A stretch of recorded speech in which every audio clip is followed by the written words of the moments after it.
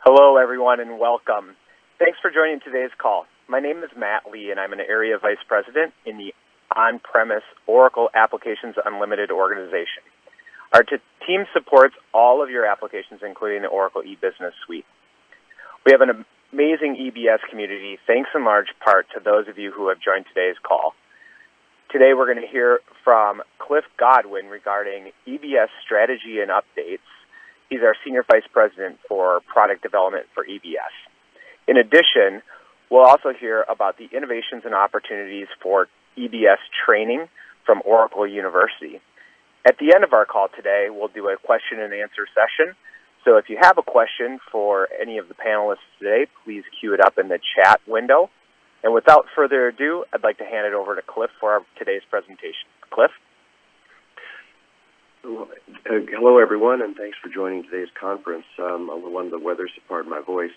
What I'd like to do today is give you an update on our EBS strategy and roadmap.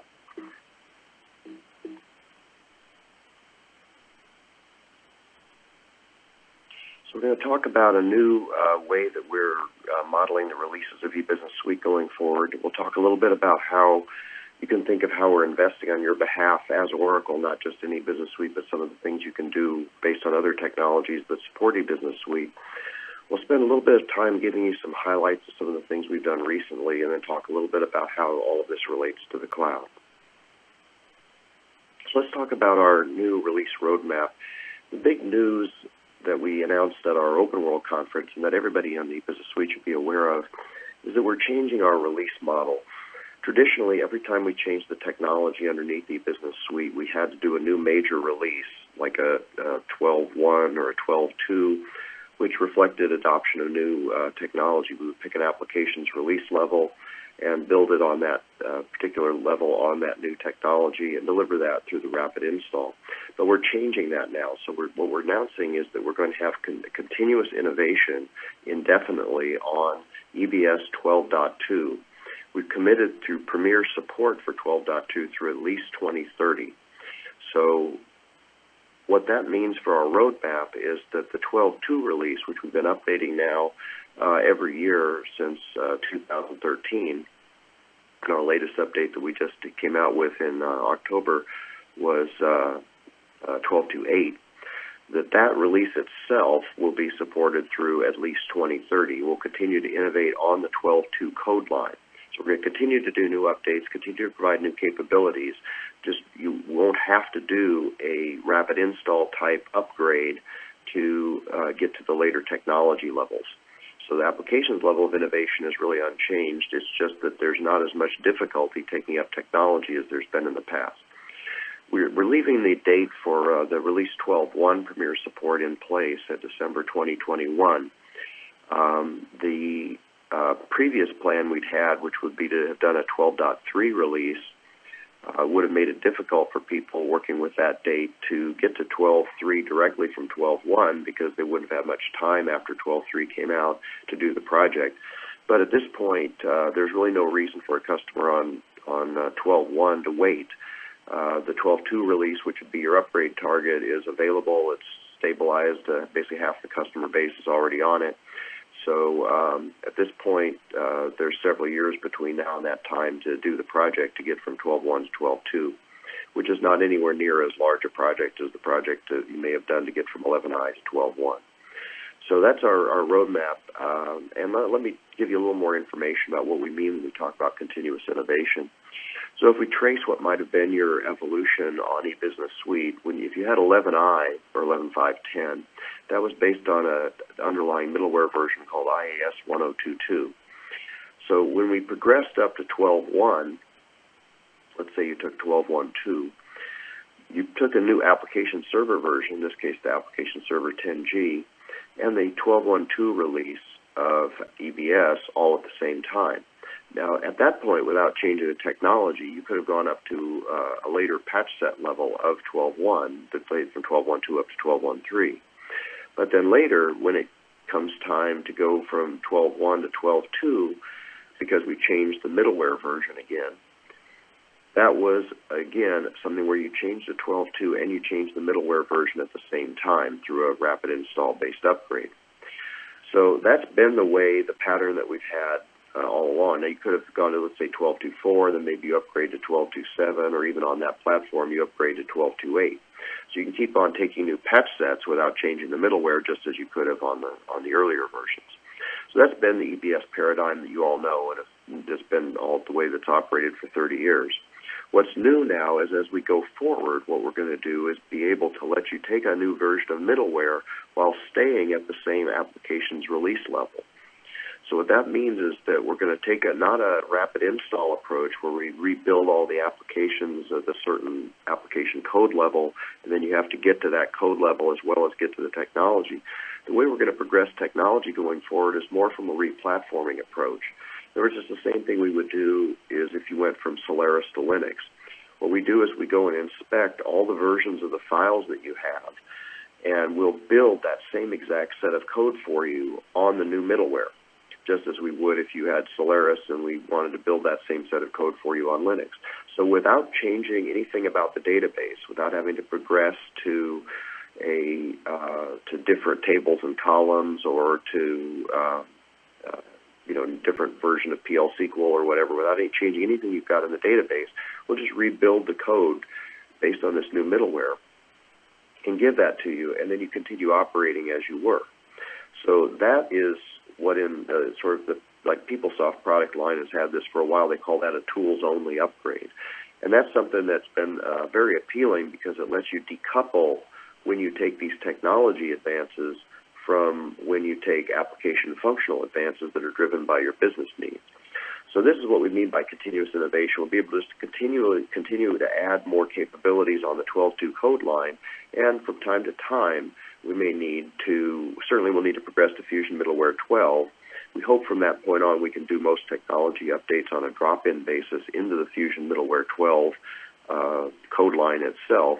If at some point we did need to move to a new version of Fusion Middleware, you would be able to take, since you progressed from 12.2.8 up to some later 12.2x, like 12.2.10 or 12.2.11, you'd be able to move that over to a yet future version of Fusion Middleware, say in the mid-2020s, if that became necessary. But we're going to try to minimize the amount of sort of required technology progression that you have to do. And when you have to do it going forward, we're going to let you stay on the 12.2 patch set level that you're on. So that is something that makes it a lot more flexible, a lot less costly for customers to uptake innovation in e-business suites. That's what we call a continuous innovation model.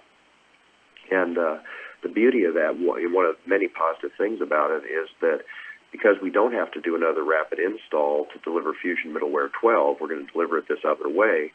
That means that you're really nothing to wait for. You can just move directly from 12.1 up to 12.2 of EBS as it is today at 12.2.8, and then progress on this model going forward through the 2020s. So with that said, let me talk a little bit about how to think about the investments we're making on your behalf as an EBS customer. Now, these really fall in three categories. There's traditional EBS feature function uptake, meaning we build new features, we improve the user interface, we do things like online patching to improve the availability of the system and the operational efficiency. And of course, in parallel with that, as you all know, we have a set of applications that are completely cloud-based, Cloud ERP, Cloud SCM, Cloud HCM, and so forth. And that is a different code deck completely from eBusiness Suite at this point. So you could move what you're doing in an eBusiness Suite instance to that, which is a reimplementation, or you could take advantage of a number of things that we have built in that code line that makes sense to integrate to an EBS instance and essentially get value around your EBS from some of those SaaS products. So we'll talk a little bit about that, give you some examples. And then in addition to that, we're investing a lot at the infrastructure and platform level, and the work that we're doing there in EBS is to help you be able to run your EBS on that infrastructure to take advantage of cloud economics underneath your EBS. So we'll talk a little bit more about that a little later also.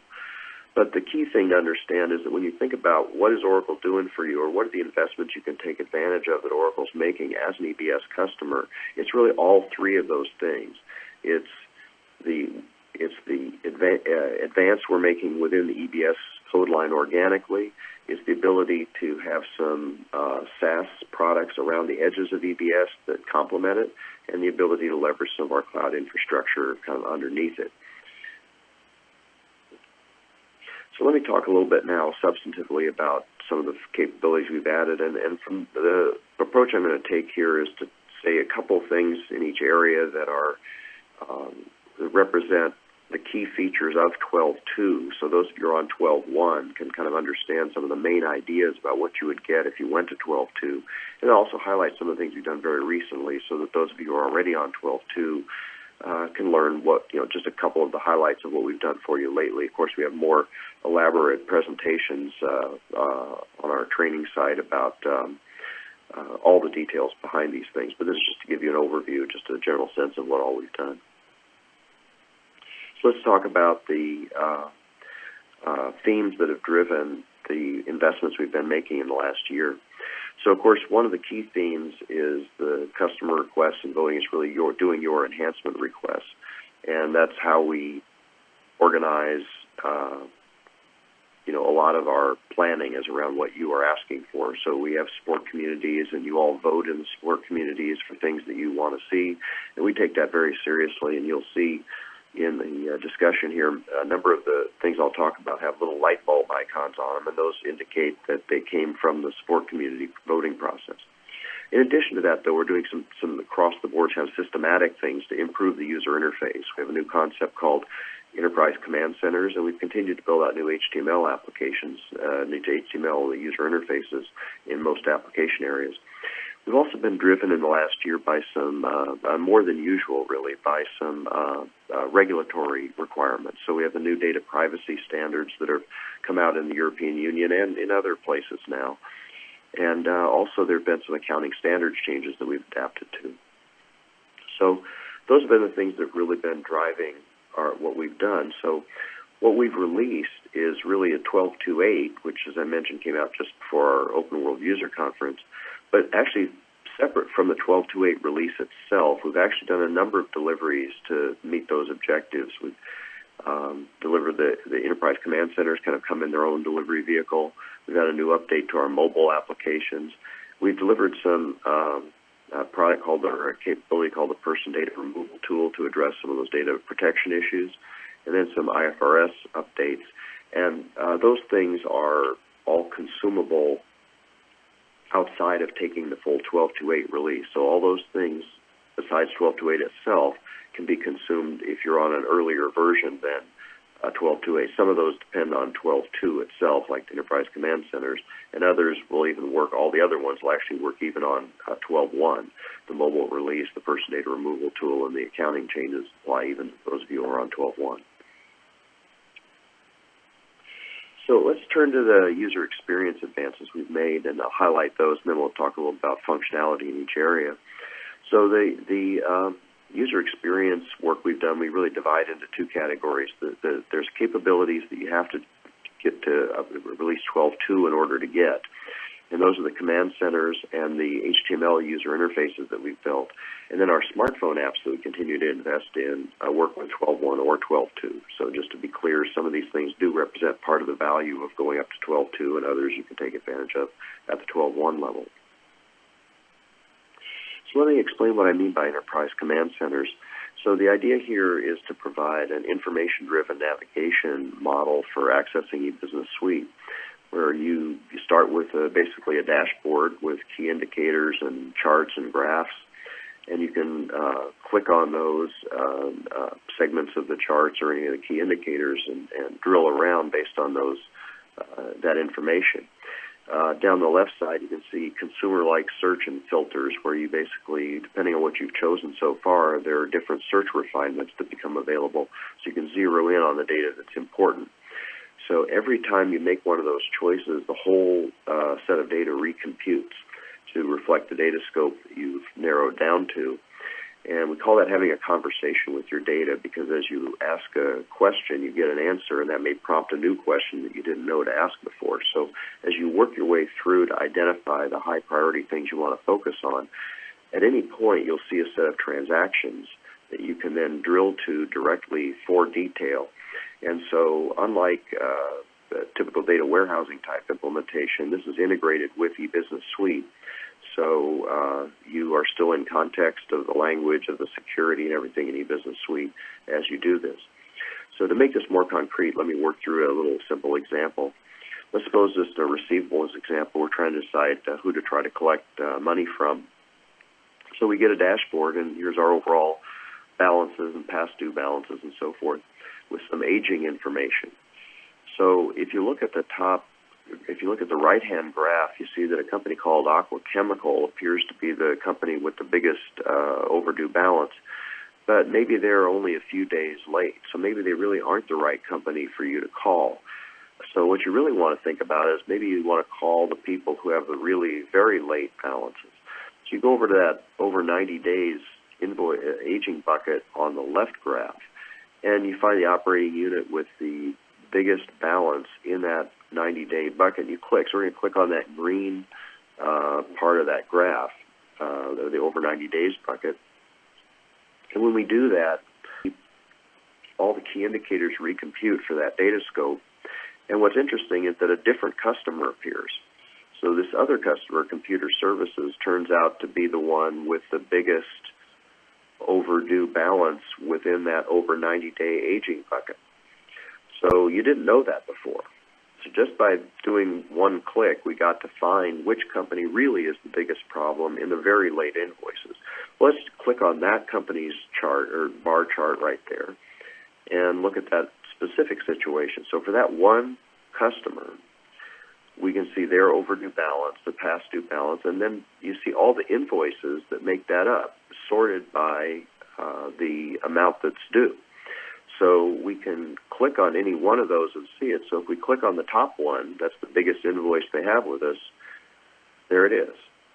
So you could, in 3 clicks, go from looking at your overall receivable situation to finding out something you didn't know, which is the one customer that makes up your biggest highly overdue balance, to looking at the invoice that represents the biggest part of that balance for that customer. You can call the customer and ask whether we can collect on that invoice.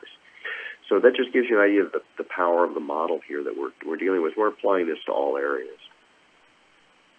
So what have we delivered so far? We've delivered 3 in the financials areas. That should apply to almost all of you. That's receivables, payables, and assets. And I'll show you each of those a little bit more in a minute.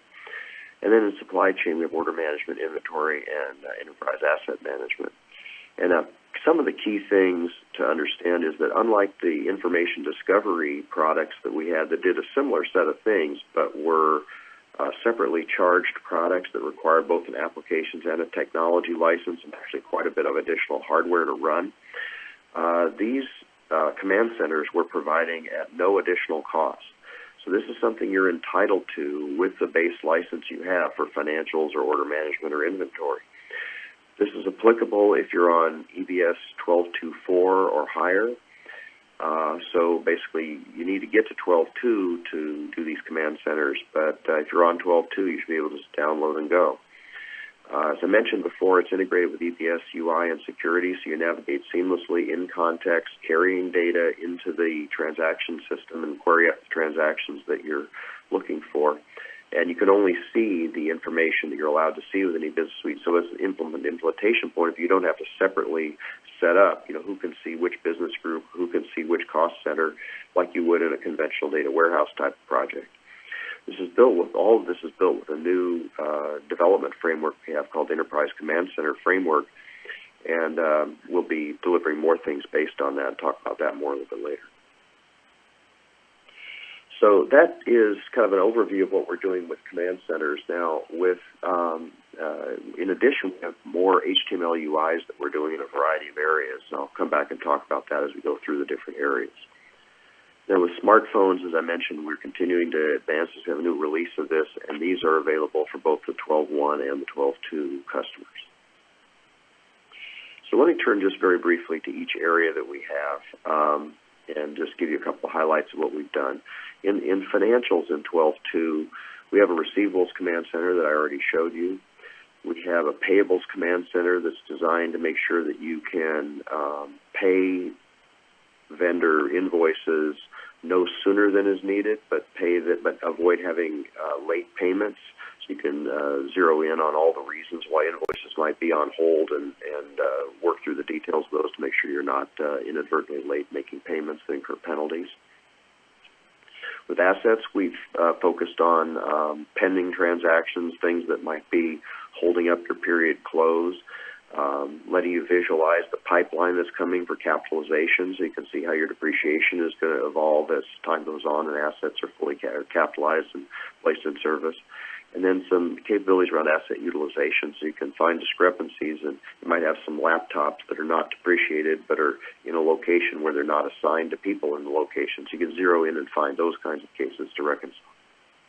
On the accounting side, had some important standards changes. So there's a lease accounting standard that goes into effect here just a few weeks into 2019, which deals with how you handle lease accounting. You have to put your lease obligations on your balance sheet now. So we have a solution for that for real estate called a property manager. We have a vendor financing solution, which is lease and finance management. But most of you, essentially probably all of you, you lease equipment as part of your routine business activities. Maybe you lease copiers, you lease a car or something like that in your business. And now you have to put those leases on your balance sheet. You have to put information about the asset, the lease detail, the payment terms, and renewal options on the balance sheet for create a right-of-use asset and an obligation, a payables obligation to pay all the lease payments. And then what we provide is a solution that takes that information and emits the right amortization schedules and accounting entries. This is applicable to 12.1 and 12.2. It comes with your financials license, so there's nothing to buy here. So for those of you who've implemented some third-party product or doing this with spreadsheets, you should be aware that we have a standard solution you can leverage for this now. In the order management area, we have, again, created a command center that's focused on helping you expedite orders, identify orders that potentially could ship early, identify orders that are hung up for some reason, that maybe the right shipping situation isn't available and you have to find shipping alternatives. If orders are on hold for different reasons, you can drill around and find out why they're on hold and pursue, expediting those so that you can ship your orders. In addition, in 12.2, this is there right from the beginning of 12.2, there's a HTML alternative to the order management workbench that you can take advantage of if you deploy that. Functionality-wise in order management, we've been focused for all of the 12.2 cycle on improving the ability to take orders for and bill for combinations of products and subscriptions and services. So the ability to take an order for a product and associated warranties or service plans or replenishment services, other kind of services that go along with the products you sell has been part of all along. We've been adding more and more capabilities of that throughout 12.2. One thing we did recently was milestone billing in 12.2.7, so that you can, if you have receive a down payment and then another amount when the goods are shipped and a final amount on user acceptance, you model those simple milestones as you take the order and not have to do something like create a dummy project for that just to get the billing to work correctly. In the logistics area, we focused on a number of UI improvements largely. So we have a new command center that helps streamline inventory activities. You can coordinate you can prioritize shipping orders that might be late. You can schedule things like dock door appointments based on availability.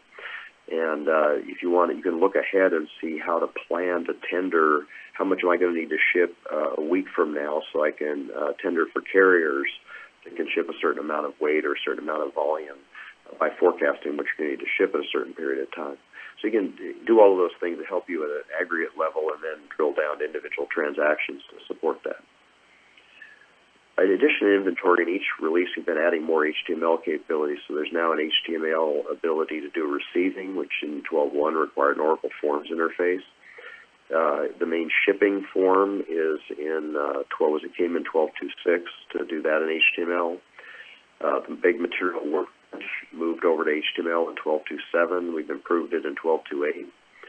In warehouse management, we moved what used to be called the warehouse control board that was forms-based over to HTML as well. So we really have a way for people who work all day long in one of these things as a professional in one of these areas to take advantage of larger screens, see more data, have a more natural user interface in HTML.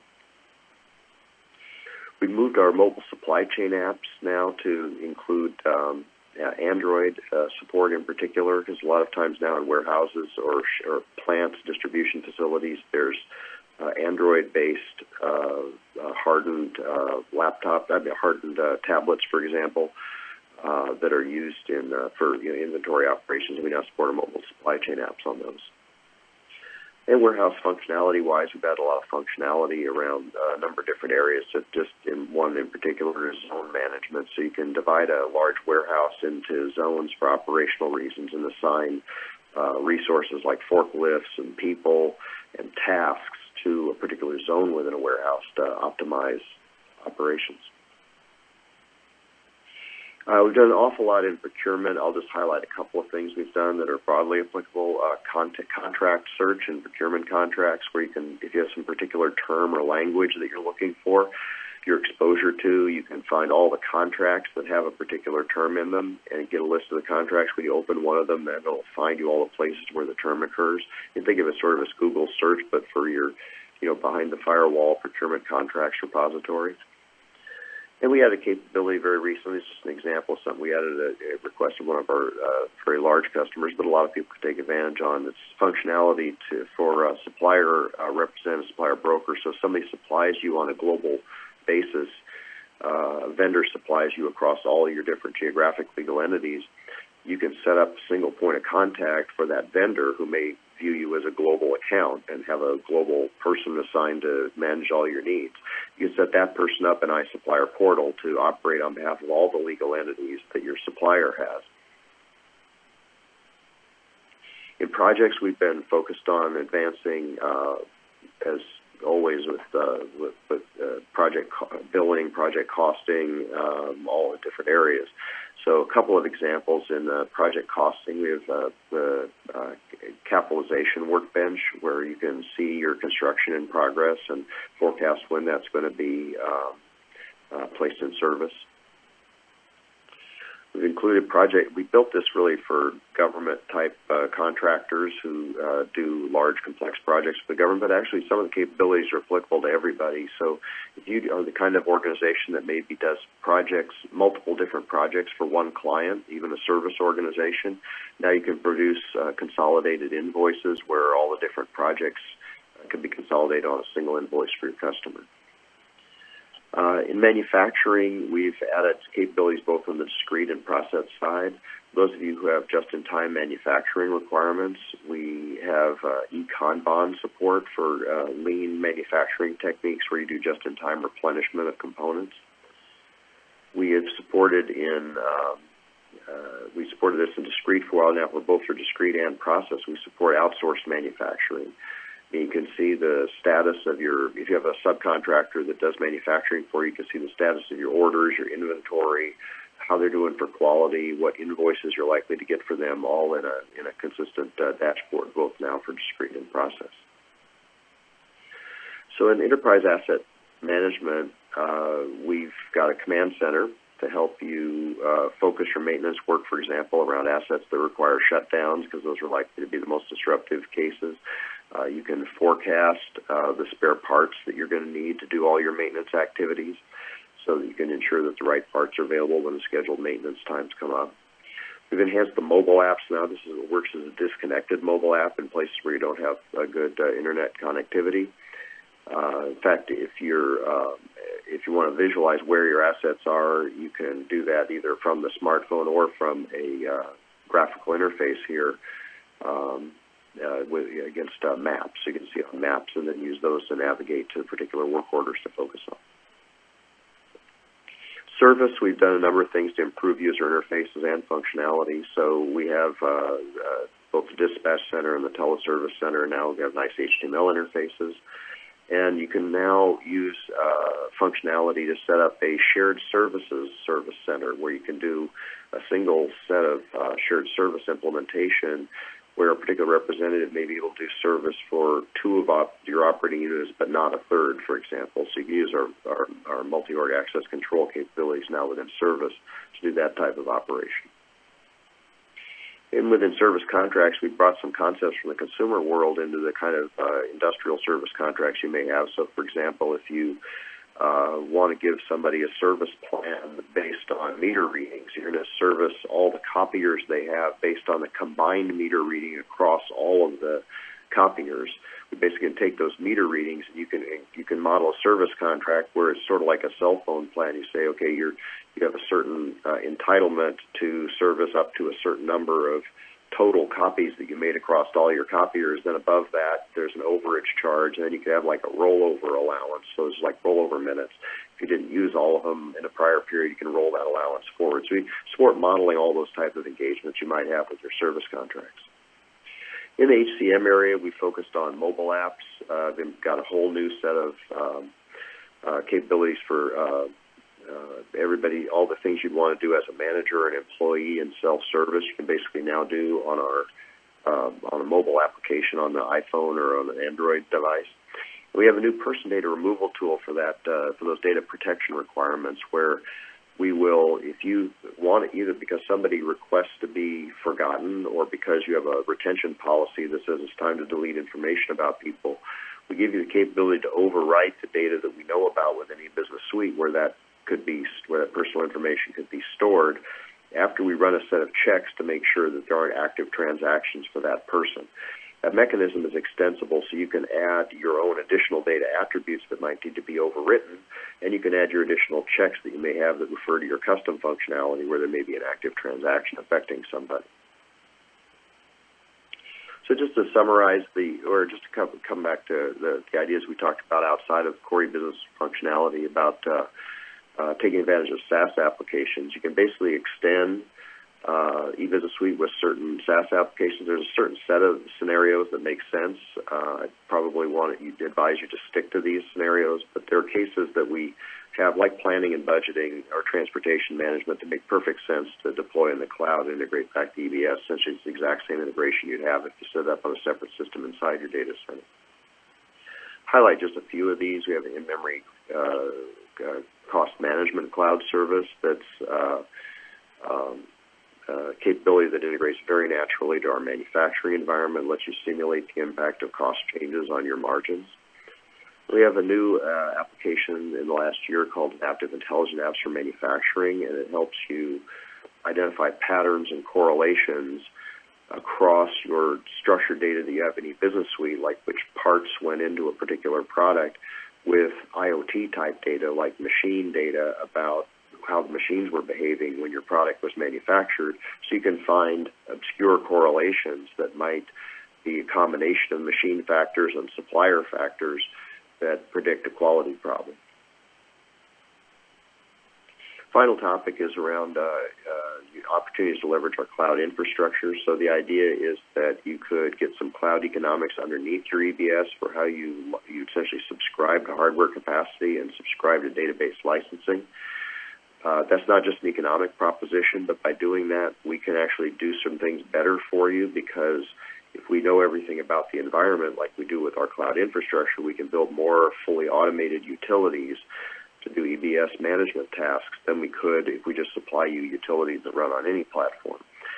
So there's both a sort of reduced risk and a better result type of thing to go along with the lower cost. Typically, people start with a non-production experiment type use case development and test environments, progress to disaster recovery, and then ultimately look at movement production. What we're providing in this area is a set of capabilities to provision EBS environments, just set them up, capabilities to lift and shift an already configured system with your data onto the cloud, and then once you're in the cloud, utilities do things like cloning and backup and restore and add a node more efficiently than we could do with on-premise utilities. So just the bottom line is that if you are a EBS 12.1 customer and you're not ready to go to SaaS completely yet for what you're doing in eBusiness Suite, you should upgrade to 12.2 of eBusiness Suite. Once you're there, you'll be good through the 2020s, and there's nothing else to wait for. There's no 12.3 to wait for at this point. There's really nothing to wait for. You should just go ahead and do that project and take advantage of all things like command centers that we talked about. If you're on 12.2, we've done an awful lot of new things. So the HTML UIs, the command centers, take advantage of all this. There's nothing to buy, just more capability you can deliver to your users. And we talked about how you can extend EBS with SaaS and take advantage of our cloud infrastructure.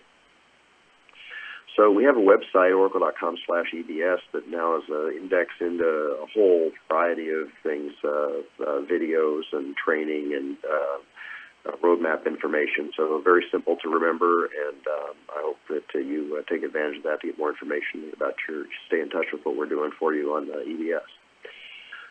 So with that, I'm going to introduce Matt Lee back to talk about what the license team does and to go on to talk about what we do for you on the education side. Thanks, Cliff. Great information as always. It's always good to hear from the EBS team and what's going on with the latest edition of the product. So as he mentioned, I am one of the 3 vice presidents here in our North American leadership team for Oracle Applications Unlimited license sales. So as you see on the screen here, I cover our healthcare, higher ed, life science, high-tech, comms, media, and a central region for license. Michael Fabijanik, my peer out of the East Coast, covers our East Coast license business, as well as our financial services and top 100 industry. And then Rory Johnson covers our West Coast license business, as well as retail and CPG. So if you have any questions about your licensing or want to find out if you're eligible or can take advantage of some of the new functionality that Cliff's been talking about, feel free to get in touch with us and we'll get you to the right folks.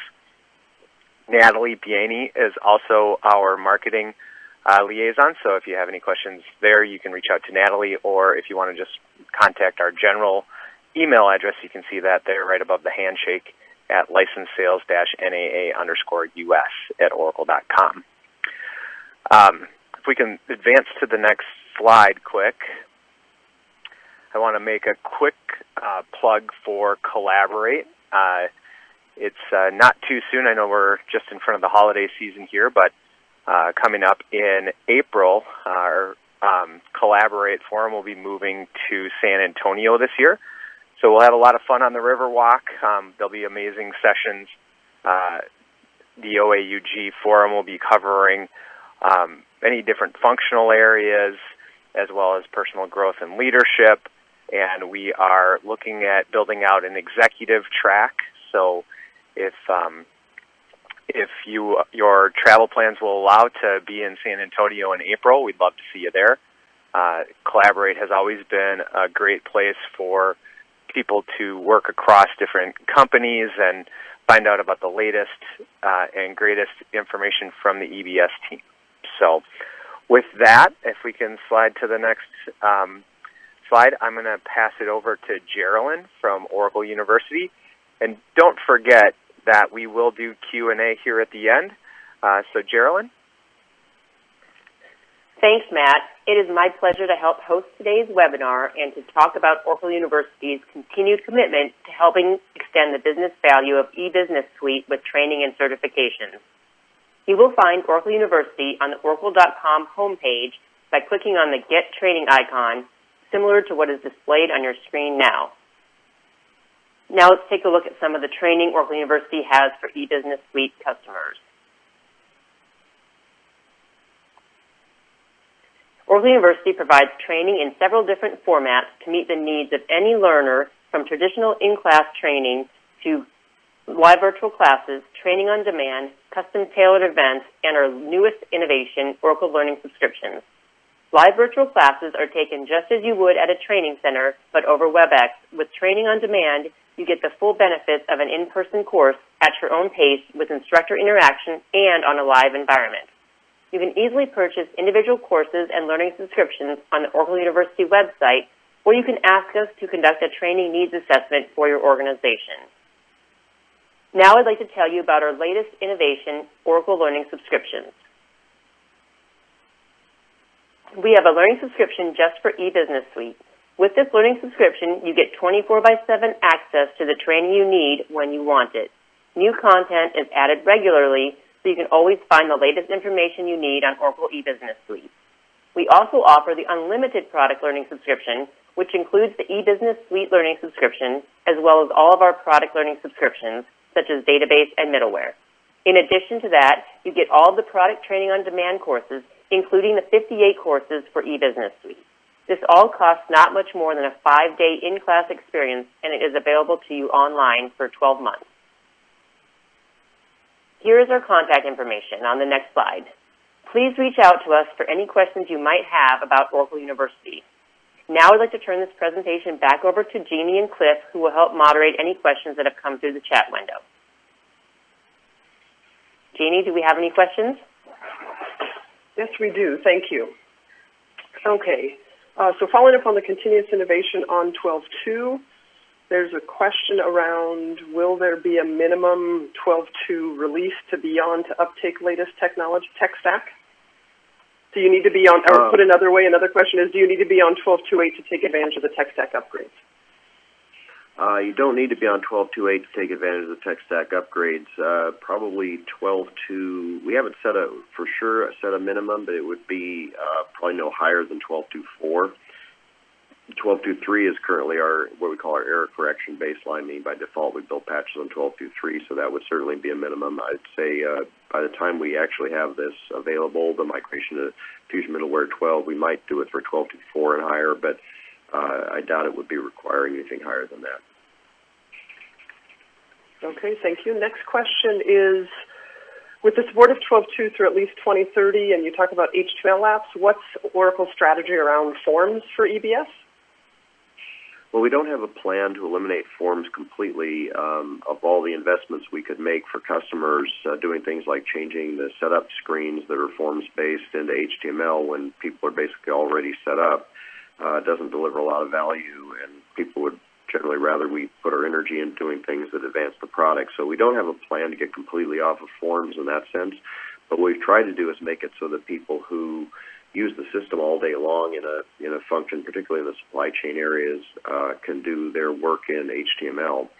And certainly people who are on the phone with a customer or something and want to see a large amount of data on the screen, have an HTML screen they can use to do that. So that's why we made the changes we have in service and in the contact center type user interfaces, as well as in the supply chain apps. Great. A follow-up question on forms is, it notes, will there be a Java license required to run forms moving forward to get Java updates? No, there's not going to be a Java license. There's not going to be a different license required because the Java is embedded in the forms product. But the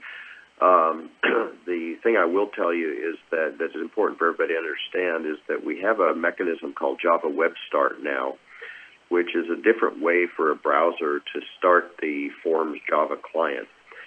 And the reason we're doing that is that browsers are dropping their support for the sort of intimate way that they used to launch Java as a plug-in to the browser. So browsers are moving away from allowing that because of security issues, and so what we're replacing it with is a mechanism where from the HTML you essentially send a signal to the operating system to start a Java session for you. That creates a little more arm's length interaction between the browser session that started it and the resulting HTML screen. So some of the tight integration we've been able to deliver between HTML and forms is going to be weakened a bit just because that architectural requirement now exists. But the key point is that you have to to be aware of that and start looking to uptake Java Web Start as part of your desktop standard. Because otherwise, like go to the latest version of on the Macintosh of Safari and really any version of Google Chrome or the Microsoft Edge browser, it won't launch Java through the conventional technique we've been using for years. So you really have to make the change. Internet Explorer still supports the old way, so there is a way to keep going like you are if you use Internet Explorer as your standard. But even that is sort of term limited because Microsoft is planning to drop Internet Explorer after Windows 10. So, there's not a long path, and this is really not something that is within Oracle's, decision making to do something about. This is something that just is happening in the industry. So you basically have to get ready to react to that. Great, thanks for that on forms. There's a question on HTML. You talked about a lot more HTML. There was some reference on the slide around look and feel. So will the look and feel of EBS apps and cloud apps be similar? Well, if you go from 12.1 to 12.2, it's a lot more similar to the cloud standards. So we've adopted. There's really not just a cloud standard; it's really an Oracle standard for how to do look and feel. So as we did 12.2, we adopted the later Oracle look and feel standards. Those are fairly rapidly evolving, as you can imagine. In the world of cloud, things change pretty rapidly in terms of the appearance of the screen, some of the animations and behaviors you see. So I wouldn't tell you that everything's going to stay completely synchronized in e-business suite. We'll take updates periodically if there's material changes in the standards. We want it to be consistent enough so that somebody who's running a hybrid of some SaaS and some EBS, has a reasonably consistent experience, but with an on-premise app like e-business suite where people don't necessarily expect to change their system every 3 to 6 months, it's hard to keep up with the fashion of the moment as the UI standards evolve rapidly in cloud. Thank you. Next question related to the 12.1 upgrade to 12.2. You noted it will be smaller than what people went to 12 from 11i to 12. Can you further characterize the 12.1 to 12.2 upgrade? And even a more specific question kind of related to that is what kind of changes, and would one expect a major file size increase? There are some additional space requirements in 12.2 because we essentially maintain 2 copies of the code, sort of what we call a run edition and a patch edition. That's how online patching works, is sort of by switching between those 2 things. So there are some additional space requirements that are documented. I think the way to think about the upgrade, though, is that the 12.1, the 11i to 12 upgrade, for those of you who went through it, was a huge functional change because that was really re-architecting financials, introduced subledger accounting and multiple accounting treatments for one set of business documents. Very financials capability. 12.2 is really the opposite. It's not at all about making required changes to functionality. It's really about online patching. So most of the implications of doing the 12.2 upgrade come from the fact that from a technical point of view, you have to be sure your customizations pass certain checks so that they're compatible with online patching, and then make sure you've got the skills developed in your organization to perform the online patching once you've upgraded. So there's a whole presentation about how the sort of the business considerations or the planning considerations. If you're on 12.1 and you're thinking about the 12.2 upgrade, it's available on our learning subscription, which is free, by the way, even though it says subscription is free. So you can go out there and watch an hour-long presentation on that and download the PowerPoint, and it points to all kinds of other resources that will help you understand the scope of that upgrade. Thank you. A follow-up on the kind of updating to latest release of EBS. It's custom notes. I'm already on 12.2.4. What are the types of changes it would be to get to the latest release of 12.2.8? And do I have any flexibility of taking part of the suite and not the rest of it? Yeah, once you're on 12.2, you can take what we call RUPs or family packs in different product areas. So you could take the latest supply chain and not necessarily take the latest financials. So that's, you could take something in procurement and not take it in projects, those kinds of things. So you have a lot more flexibility to take advance in the areas where you see a new feature that you care about and where there's a business value in doing the work to do the change management to adopt that, and without disrupting areas where the later release doesn't really have anything in it that you care about. And in general, we build these later updates to 12.2. We're trying to do it in a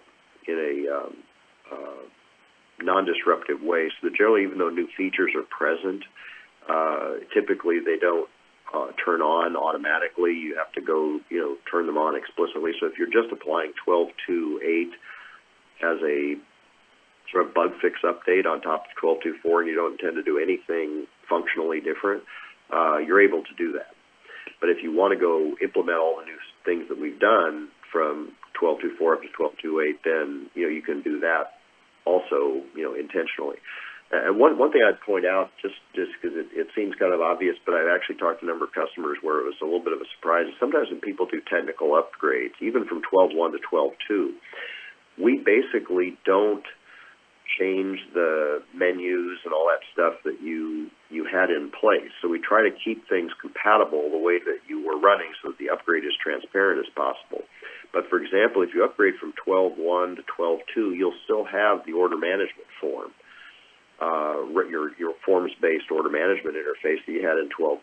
That's still attached to the menus, and that's by default what you're going to get. So sometimes people have done this technical upgrade and go, well, where's all this UI advance I was supposed to get? And the answer is you have to do the simple step of attaching those screens to the menus that you have, because by default we try to be upwardly compatible and leave what you had in place. And some customers have trained users on that and customized that they want to keep that going, so we support backward compatibility.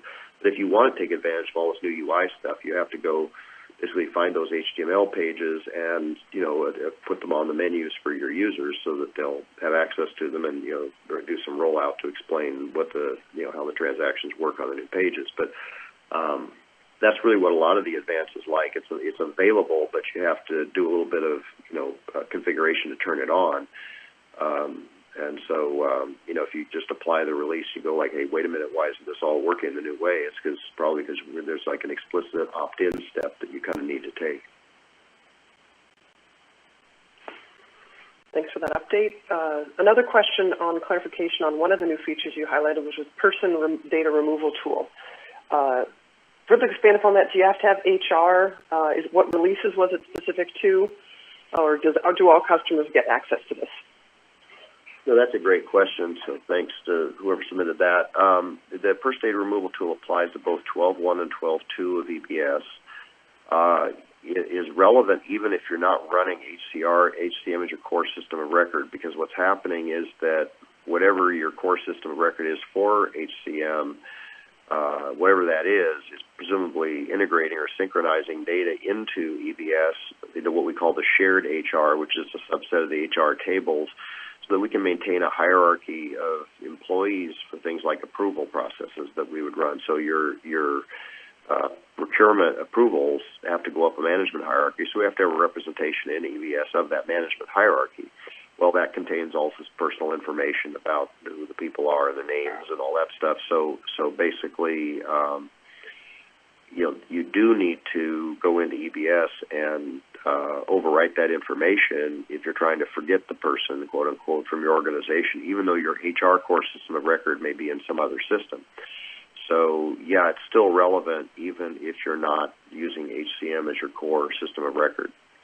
There's a lot of there's a whole talk on this data removal tool out there on the Learning subscription also, and it's worth really going through that because there's a lot of considerations about where you may have propagated personal data that you wouldn't necessarily think about, and I mean other things that just a lot more than the technical aspect of running the tool, just so you can kind of understand some of the things you might not have thought of in your compliance efforts to comply with European GDPR or other regulations. Great. It looks like we will take one more question since we're about at the top of the hour, which would be, you showed 6 areas that you've delivered command centers. Do you'll be doing more? What are some of those other areas that are planned? Yeah, we're moving very rapidly to deliver more command centers in the areas that we didn't deliver them in. So obviously, the areas you didn't see, like procurement and projects, are high on our list to get more capabilities. So you'll be seeing a number of those, manufacturing and so forth. So you'll be seeing a number of those, over the next year. And we are really interested in working with early customers who want to get involved with the command centers early on. I mean, it's very early days. We just came out with them a matter of weeks ago. So if you're interested in being an early adopter, please, get in touch with us, and we'll, if you're hitting any issues or have questions about it. One thing I didn't really cover about it is that we did not sort of productize how you build a custom command center in our initial release. We just kind of built some and got those out, and we want to get people's reaction to it. But we do understand people are going to want to customize these or even build one of their own. And with the next delivery that we do, we'll support we'll document how you do that and support that process as well. So we know people want to do that, and that is part of the vision. Great. Thank you for that, Cliff. I think we'll wrap up questions for today. All right. Well, thanks, Cliff and Jeannie, and really appreciate the time today. And thanks, everybody in the audience, for tuning in. We appreciate you joining us and wish everybody happy holidays. And with that, we'll wrap up today's call.